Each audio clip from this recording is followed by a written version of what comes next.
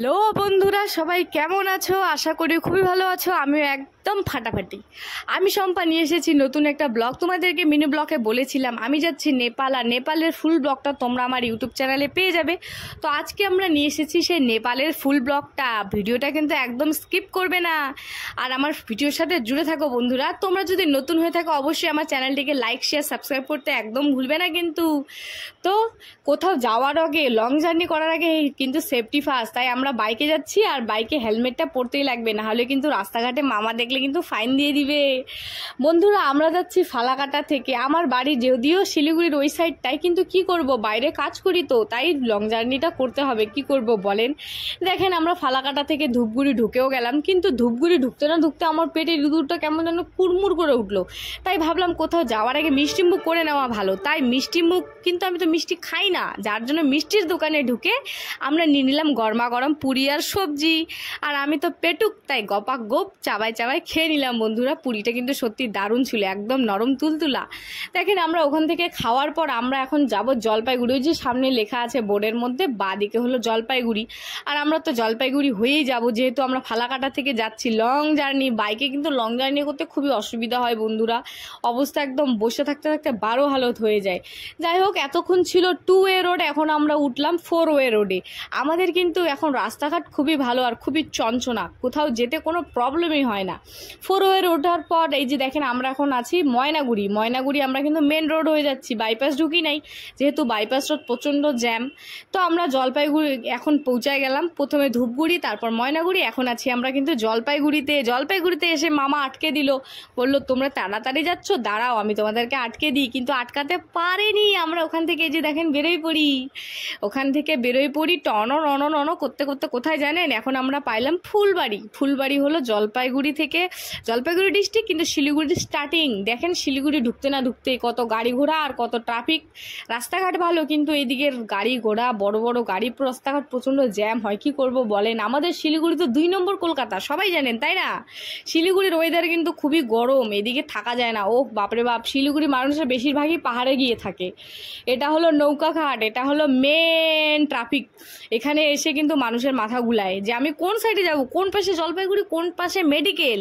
আমরা যেহেতু রাস্তাঘাট জানি, তোমরা না জেনে থাকলে ওখানে কিন্তু ট্রাফিক পুলিশ আছে, ওখানে তোমরা জেনে নিয়ে তারপরে কিন্তু যেও, নালে কিন্তু তোমাদেরও মাথা গুলিয়ে যাবে বন্ধুরা।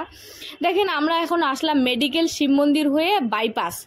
শিলিগুড়ি রোড কিন্তু প্রচণ্ড জ্যাম, আমরা সেই জন্য বাইপাস রোড হয়ে ডাইরেক্ট চলে আসি বাগডোগরা। এটা হলো বাগডোগরা ওভারব্রিজ। ওই যে বাঁদিকে যেটা রাস্তা দেখতে পাচ্ছেন, ওটা হলো কলকাতা যাওয়ার রাস্তা। আমরা বেসিক্যালি কলকাতা গেলে কিন্তু এনজিপি ট্রেনেই যাতায়াত করি। এই পাশে রাস্তা একটু খারাপ আছে, রাস্তার কাজ চলছে, তাড়াতাড়ি ঠিক হয়ে যাবে, চাপ নেই বন্ধুরা। দেখেন, আমরা বাগডোগরা ওভারব্রিজ ক্রস করে এই যে Bagdogra Hebron English medium school cross করলাম। রাস্তাঘাট কিন্তু দেখেন, মানে টাউন এরিয়া প্রায় শেষ, প্রায় কি একদমই শেষ। এই যে চারিদিকটা দেখতে পাচ্ছেন না, কি সুন্দর বাগান এরিয়া আর গেলো গাছের এরিয়া। আমাদের এরিয়া ঢুকতে না ঢুকতে একদম ফিল লাইকে পাহাড় পাহাড়, একদম ঠান্ডা আবহাওয়া, বেশি গরম নেই। গাছের আবহাওয়া মানে বুঝতে পারতেছেন, ঠান্ডা ঠান্ডা আবহাওয়া, গ্রামের এরিয়া, তাই না? ওই যে যেটা দেখতে পাচ্ছেন, এটা হলো পানি ট্যাঙ্কি ফরেস্ট। বাগডোগরা থেকে কিন্তু পানি ট্যাঙ্কি বেশি দূর না, অনলি ফর 20 থেকে 30 টাকা ভাড়া বাসে, বুঝতে পারছেন তার মানে কতটা কাছে।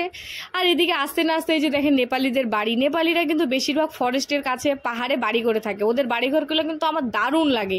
কাশ ওদের একটা কোনো নেপালি চ্যাংড়া থেকে আমার যদি বিয়ে হতো, তাহলে আমিও কত সুন্দর জায়গায় থাকতাম। মনে হয় স্বপ্নটা একটু বেশি বড় হয়ে গেল। ও আরে এবার বন্ধুরা, এই যে দেখেন আমরা কিন্তু চলে আসছি নেপালের কাছে। এটা যে দেখতে পাচ্ছেন, এটা হলো ওভারব্রিজ। এটা দিয়ে কিন্তু আমাদের মতো নর্মাল মানুষের এন্ট্রি নাই, ওই পাশে সব বাইরের স্টেটের গাড়ি, হ্যাঁ 12 চাকা 16 চাকা। আমাদের জন্যও রাস্তা আছে, চাপ নেই, কিন্তু ওই রাস্তাটা দিয়ে যত সব বাইরের গাড়ি, সব গাড়িতে কোন মাল আছে না আছে সব চেকিং হয়। আর চেকিং হওয়ার পরে ওই রাস্তাটা দিয়ে ডাইরেক্ট ওরা নেপালে ঢুকে। আর আমাদের জন্য, নিজের স্টেটের লোকের জন্য কিন্তু ছোট রাস্তা আছে। আর ওই রাস্তাটা সত্যি বলতে খুবই জ্যাম। আর ওই রাস্তাটা জ্যামের জন্যই ওভারব্রিজটা স্পেশালি বানানো, কারণ ওই রাস্তাটা একবার জ্যাম লাগলে বাপরে, মনে হয় বিখ্যাত সে ডালখোলার জ্যাম শুনেছেন তো, যেটা 2 দিনেও খুলে না, সেম জ্যাম লেগে যায় আমাদের এই পানি ট্যাঙ্কি নেপালের এখানে, যার জন্য ওভারব্রিজটা বানিয়ে দিয়েছে। আর যত বাইরের স্টেটের গাড়ি সব ওই পাশ দিয়ে যায়, আর আমাদের জন্য এই রাস্তাটা। এই যে দেখতে পাচ্ছেন বন্ধুরা, এটা হলো পানি ট্যাঙ্কি মোড়, এটাই হলো নেপাল বর্ডারের আসল এরিয়া। যে কাউকে জিজ্ঞাসা করো যে পানি ট্যাঙ্কি নেপাল বর্ডার কোনটা, তোমাদেরকে দেখিয়ে দেওয়া আর তোমাদেরকে এখানে আসেই নামিয়ে দিবে।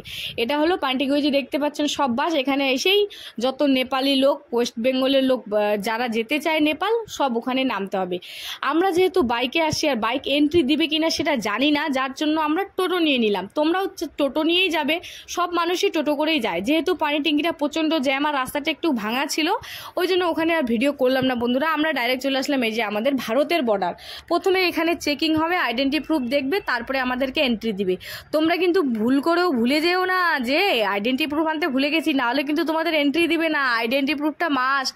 যাদের এখনও 18 বছর হয়নি তারা নিয়ে আসবে বার্থ সার্টিফিকেট, আর যারা 18 বছর প্লাস তারা নিয়ে আসবে ভোটার কার্ড। না ছাড়া কিন্তু তোমাদেরকে এন্ট্রি দিবে না, বাচ্চা হলেও এন্ট্রি দিবে না। যাই বন্ধু, এই যে দেখেন আমরা কিন্তু ওপাশ থেকে অলরেডি এই পাশে চলে এসেছি। ভেবো না নেপাল এরিয়া, কিন্তু এখনও নেপাল আসলে জায়গাটায় যায়নি।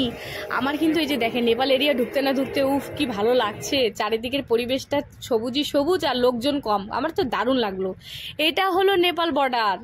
এখানে দেখেন সব লোকজন দাঁড়ায় আছে চেকিংয়ের জন্য। এখানে কিন্তু ফুল চেকিং হবে, ব্যাডিং পত্র দেখবে, আইডেন্টি প্রুফ দেখবে। এখানেও কিন্তু ক্যামেরা অ্যালাউ নেই। ওই যে দেখেন আমি জুম করে দেখিয়ে দিলাম। এখানে আমাদের চেকিং হলো, চেকিং হওয়ার পর এই যে দেখেন আমরা এপারে চলে আসলাম। এই যে ঘরগুলো দেখতে পাচ্ছেন, এখানে যদি আপনারা কোনো নোংরা জিনিস বা কোনো বাজে জিনিস নিয়ে আসেন, তাহলে কিন্তু সব ওখানে রেখে দেবে, আর কিন্তু রিটার্ন পাবে না, আর তোমরা কেসও খেয়ে যাবে বলে দিলাম। কিন্তু আমরা কিন্তু নেপালে চলে এসেছি। আমার কিন্তু নেপাল জায়গাটা দারুণ লাগলো। ও মাই গড, আসতে না আসতে এত সুন্দর ভালো ফিল। চারিদিকে লোকজন কম, চারিদিকে সবুজ, এত বড় বড় রাস্তা, অথচ গাড়িও খুব কম। ওফ দারুণ। আমার তো বাড়ির পাশে নেপাল, আর আমি মাঝে মধ্যেই নেপাল ঘুরতে আসি। তোমরাও কিন্তু অবশ্যই আসবে বন্ধুরা। নেপাল জায়গাটা কিন্তু খুবই সুন্দর, খুবই সুন্দর। চারিদিকে লোকজনও খুবই ভালো, আর নেপালি মানুষদের মন তো ও মাই গড খুবই ভালো হয়। তোমরা যদি কোনো প্রবলেমে পড়ো, অবশ্যই তোমাকে ওরা হেল্প করবে। এই সোজা রাস্তাটা দেখতে পাচ্ছেন, এটা হলো নেপালের প্রথম বাস স্ট্যান্ড। এই জায়গাটার নাম হলো কাকর ভিটা। এই জায়গাটাতে সব নেপালি মানুষ পাওয়া যায়। আর তোমরা যদি কোনো প্রবলেম পড়ো, তাহলে তোমরা হিন্দি দিয়ে কথা বলতে হবে, কারণ ওরা বাংলা বোঝে না। ওরা হিন্দি দিয়ে বোঝে আর নেপালি দিয়ে বলতে হবে। আর এটা হলো সে বড় গাড়িদের চেকিং পয়েন্ট। এখানে সব বড় গাড়ির কি মালপত্র আছে সব চেকিং হয়। নেপাল মানে বুঝতে পারতেছেন চারিদিকে নেপালি লোক। যেমন আমাদের ভারতে সব আমাদের ভারতীয় লোক, সেম নেপালে আসলে সব নেপালি লোক। মাঝে মধ্যে আমাদেরও ওই এরিয়ারও লোক আছে যারা টোটো চালায়।